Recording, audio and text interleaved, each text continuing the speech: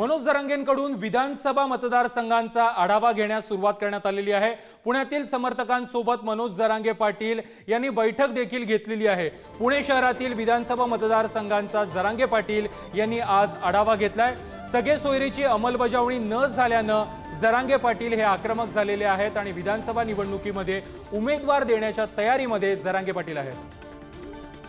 सुरू आहे, आपण नाही खोटं सांगणार, पण पाडायचेत का उभा करायचेत एवढं समाजाला विचारायचं राहिले। असं तयारी दोन्ही करून ठेवली आम्ही, म्हणजे उभा करायचे असले ती बी करून ठेवली आणि समाज जर म्हणला नको पाडूच, मग उभा करायचे पाडा ही 29 ऑगस्टला फायनल आहे।